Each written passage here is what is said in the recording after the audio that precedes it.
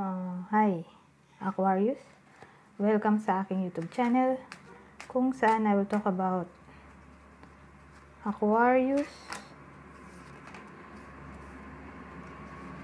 December 1 to 15 bi-weekly December 1 to 15, 2019 bi-weekly Tagalog tarot reading. Kindly watch not only your sun sign but also your moon, rising, and Venus signs as well for a complete view of what might possible happen on December 1 to 15, 2019. The link is in the description down below, so let's get started, shall we?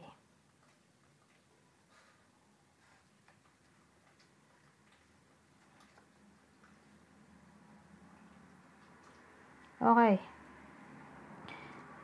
In the past or in the present, parang naloko ka. Parang may nanloko sa'yo.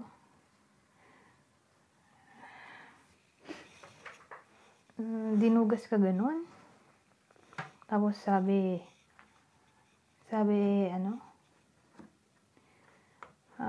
wala raw siyang kasalanan. Pero ang totoo, siya talaga yung gumawa ng kasalanan.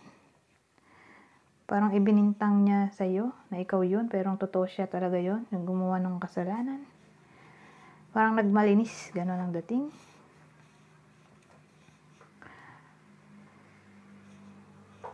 Or siguro in the past or in the present, may cheating na nangyari.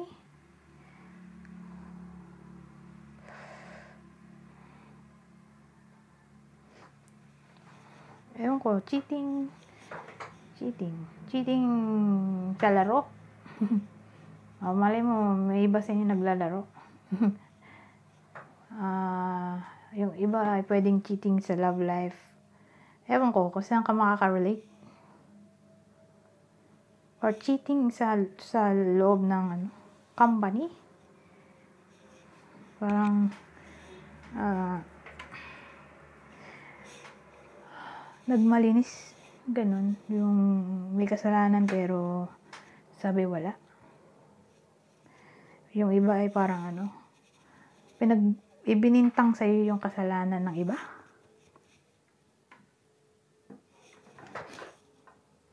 Ganun ang vibe ko. Or siguro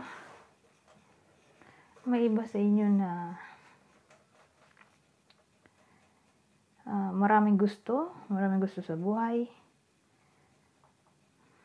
maraming priorities, or maraming crush. May karelasyon na may crush pa. Or pwedeng ka-partner mo to, in a relationship na nga, may nililigawan pang iba, or meron pang nagugusto ang iba.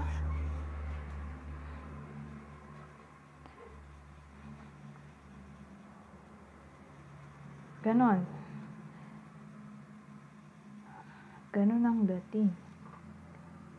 Or siguro may iba na sabi wala daw siyang ibang kachat, pero meron pala.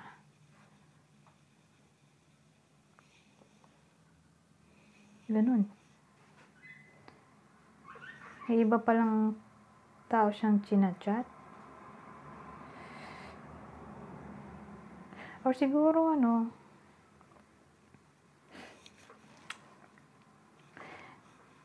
niloko in a sense na sabi ko daw ang priority pero hindi pala. Iba pala priority niya, hindi ikaw. For example,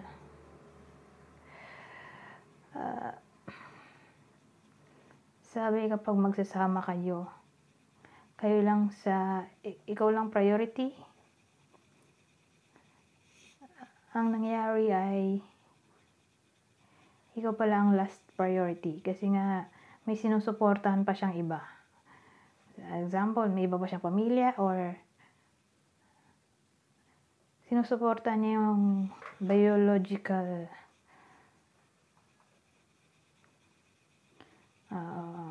parents or biological children, biological siblings. Basta ganon. May iba pa siyang priority. Parang ang ending nga. Kasi nga parang hindi niya tinupad yung pangako niya. Merong ganun eh. May nangako tas hindi tinupad. Okay? Parang in the past or in the present yun. Oo nga pala, please be reminded that this is a general reading. Hindi po ito personal reading. Okay? So, ina-expect ko na po na hindi lahat ng Aquarius ay makaka-relate sa mga pinagsasabi ko. Or pwede rin naman kaya hindi makarelate ay kasi doon pala siya tatama sa future. Kaya hindi makarelate kasi mangyayari pa lang. Pero hindi ko po sinasabi na lahat ng Aquarius ay ganito ang kanilang future. Okay? Tandaan na ito ay general reading lamang. Gawin nyo na lang po itong advice or guidance para just in case na ma-experience nyo to in the future ay hindi ka na mabibigla. Kasi nga, meron ka ng background information. Kumbaga, mapaghahandaan mo na siya. Kasi nga, may idea ka na eh. Ganon. Okay? Pero kung sakali man na malayo talaga sa sitwasyon mo itong mga sinasabi ko, for example, in a relationship ka, tapos ang reading ko ay for singles, syempre malayo talaga sa utukan yung sinasabi ko. Ganito na lang. Pakitingin na lang yung moon, rising at Venus signs kasi pwede nga rin man dito. Or lahat ng to ay magbigay pa ng further details tungkol dito sa reading. Or pwede nga rin man dito sa 3 signs na to ay baka story mo na yung mabanggit ko. So, kung paano hanapin yung moon, rising at Venus signs, pakitingin na lang sa description box below. Okay? So, back to the reading.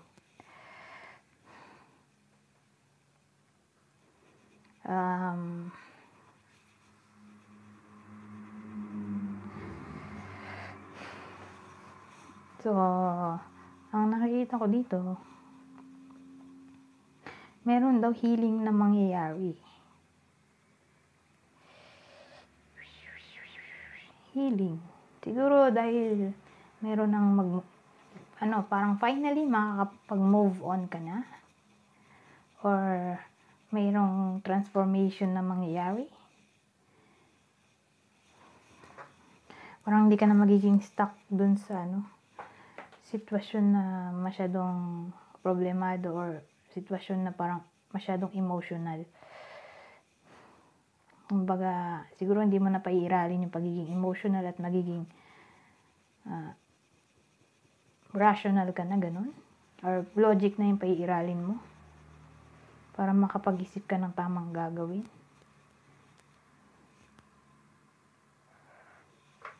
Ewan ko, parang tingin ko ay may happiness na naghihintay sa'yo once na nagawa mo tong sinasabi kong transformation or pag-move on. Kasi tingin ko yung iba ay hirap mag-move on.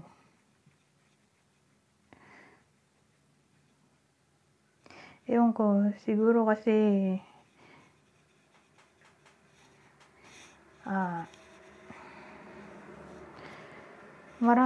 ito kasing partner mo ay pwedeng maraming ipinangako sa iyo na magandang bagay na inakala mong magkakatotoo pero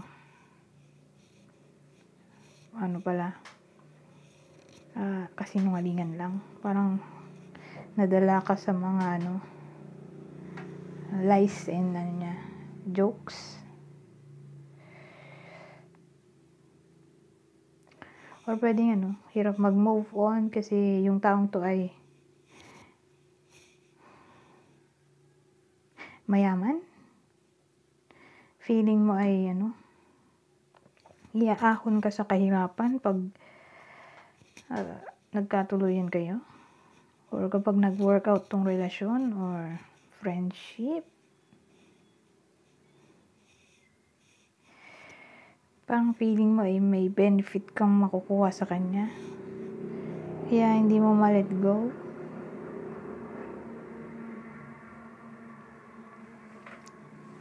Siguro may kotse siya. nagandahan ka sa kotse,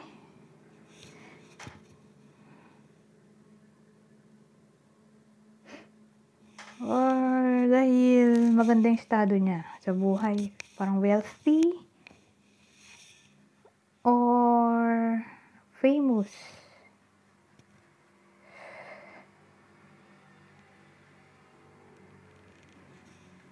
Kaya, may iba sa inyo na nahirapan i-let go tong taong to. Kasi parang marami siyang magandang offer. Magandang offer sa'yo before na feeling mo ay pag nagkaayos kayo ay matutupad na siya. Ganon.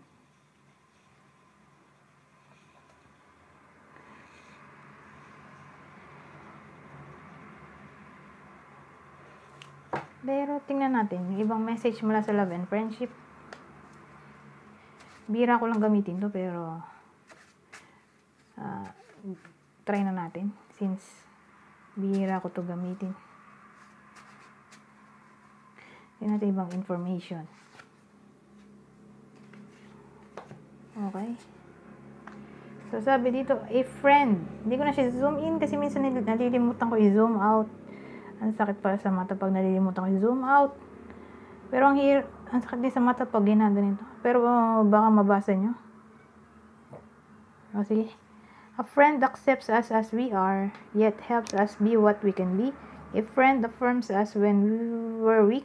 A friend gives strength to set us free.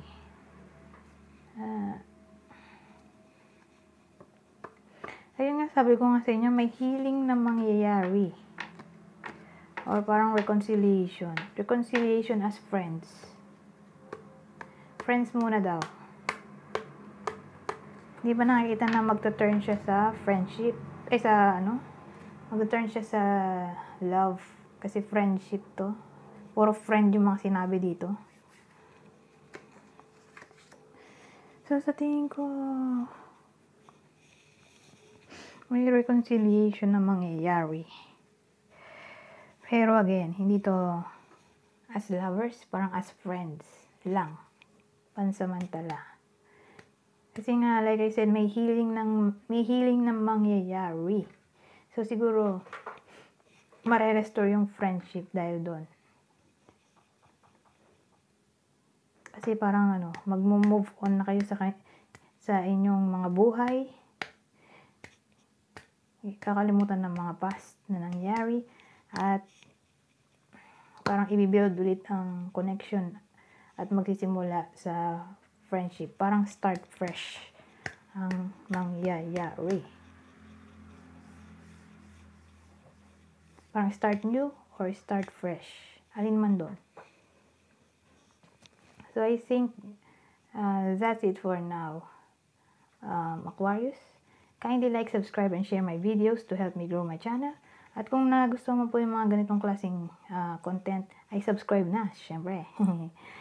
Para ma-update ka kung kailan po ako mag-upload ulit.